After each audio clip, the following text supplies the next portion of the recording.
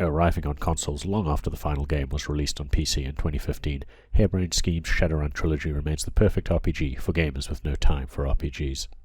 They are compact and streamlined games, but still filled with enough mechanical depth to ensure your chosen character class and skill set are rewarded with unique interactions and combat strategies. The Shadowrun Trilogy offers up 2013 Shadowrun Returns, 2014 Shadowrun Dragonfall Director's Cut, and 2016 Shadowrun Hong Kong Extended Edition, which comes with a mini expansion. They're all standalone stories, and the gameplay foundations remain consistent, but both the writing quality and encounter complexity improve over time, so it's best to tackle them in chronological order. Shadowrun Returns is the weakest game in the trilogy, and a reminder of the differences between Kickstarter ambitions and the final product. But that said, it's still the best place to start. It's short and linear, but also mechanically dense, and somewhat unbalanced if you don't ensure you have a combat-capable team. It does, however, do a solid job of introducing the science fantasy setting, the sixth world, in which metahumans, think elves, dwarves, orcs, trolls and more, coexist uneasily alongside humanity, in a future controlled by megacorporations, corrupt governments and crime syndicates. The campaign, Dead Man's Switch, sees the player, a seasoned Shadowrunner, returning to Seattle to find the killer of an old teammate. Events quickly spiral out of control when the hunt for a serial killer reveals a more terrifying, extra-dimensional threat. Shadowrun Dragonfall is often regarded as the highlight of the trilogy, and for good reason. You once again take up the role of a Shadowrunner operating in the flux state of Berlin, with events kicking off on the night a supposedly simple retrieval mission goes south. The team loses their leader before beating a hasty retreat, but before she dies, she utters the word Feuerschwinger, or Firewing, referencing an ancient dragon that went on a rampage after the Awakening. Before long, you find yourself gathering a team to face off against a deadly cult and a homicidal AI. Dragonfall is also the first time your choices, at least in the last few missions of the game, have a major impact on the ending and epilogue sequences. The last game in the trilogy, Shadowrun Hong Kong, is the most narratively ambitious of the three, with stylish comic-style cutscenes and even limited voice acting, rather than just talking heads and verbose writing. In a change of pace, your protagonist, returning to Hong Kong to assist their old mentor and father figure, is no Shadowrunner. However, they soon find themselves drawn into that world after coming up against corrupt cops, greedy corporations, failed experiments, and an astral spirit. For the first time, the endings are more varied and dependent on your actions in multiple missions leading up to the finale, rather than just a binary choice at the end. The mini-campaign, Shadows of Hong Kong, picks up several weeks later and focuses on all the corporations trying to take control of the Hong Kong police force.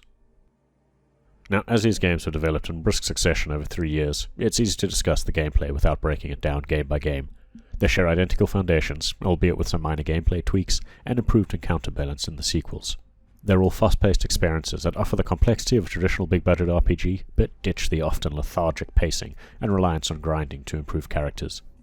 With 5 races, 6 classes, 6 attributes, and dozens of skills, your initial build and upgrade path has a big impact on how you tackle both combat and non-combat sequences. As an example, the street samurais are blade and firearm-wielding muscle, mages can specialize on offense or support magics, shamans are charismatic manipulators that summon spirits to fight for them, while deckers are tech specialists that enable you to enter the Matrix, hack devices, disable security, and steal valuable data. Thankfully, no matter how you build your character, you're frequently teamed up with allies as the narrative dictates, and you'll get to hire Shadowrunners, both of which expand your available skills on any given mission. It's worthwhile picking a good balance of skills, as while the combat-heavy approach is viable, you can simplify or completely bypass many encounters with the right dialogue or tech-based skills. Given the mostly linear structure of the game, with only a handful of truly optional missions per game, you're always earning karma points for upgrading skills, and money for upgrading gear, both during and between missions. These Shadowrun Trilogy games never waste your time, and ensure you experience the impact of new skills and gear in each successive mission. When investigating or interacting with the environment, engaging in dialogue, or solving point-and-click inspired puzzles, with no pixel hunting required, you generally explore in real time, with menu-driven gameplay that clearly indicates attribute or skill checks likely to give you a better outcome. When combat starts, or when a decker enters the Matrix, the game shifts to a traditional turn-based mode. You've got action points and ability cooldowns to consider, but the most important element is often careful positioning, to make use of cover and flank enemies for bonus damage. As with other gameplay elements, the experience is also streamlined and easily understandable. Unfortunately, entering the Matrix, think a computer network given physical form, uses the same turn-based mechanics, but feels considerably slower paced as you rarely have more than one decker. Shadowrun Hong Kong tried to add a real-time stealth element and some basic memory puzzles to spice things up, but it just shifts these decker sequences from tedious to frustrating, though at least controlling the aim with a thumbstick makes the stealth part easier. Now, thanks to the streamlined gameplay and the turn-based combat, the Shadowrun Trilogy is a great fit for consoles. Traversing environments, navigating menus, and grid-based cursor movement during combat feels smooth and precise enough on a gamepad that you won't make mistakes. There aren't a lot of shortcuts per se, but all your important skills and inventory items are in a single shortcut bar on the bottom of the screen that you can switch to and cycle through with ease. The Shadowrun Trilogy may never have been the most visually demanding game, with isometric environments built using an asset library, so the good news is it runs perfectly on the current-gen consoles, even at 4K 60, with brief loading screens over before you can even read the mission updates or flavor text. Although the overall selection of songs is limited, special mention must also be given to the excellent cyberpunk soundtrack that complements the relatively simple visuals and goes a long way towards generating atmosphere. Of course, nothing is perfect, and there are two recurrent issues. The first is how easy it is to get snagged on edges in some of the more cluttered isometric environments, a pretty common issue for any port that converts mouse-driven movement and pathfinding to direct thumbstick control. Another more annoying issue, and hopefully one that could be fixed in a patch, is the unresponsive inputs when interacting with some environments.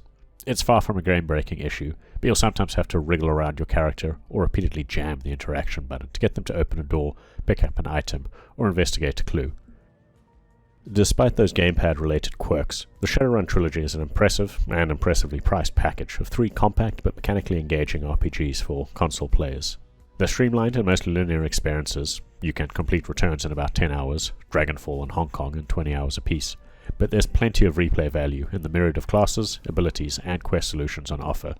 If you're part of the silent majority who looks at bullet points for 50, 100, sometimes 150 hours of content and thinks, who the hell has that much time to spend on one game? The Shadowrun Trilogy is probably for you.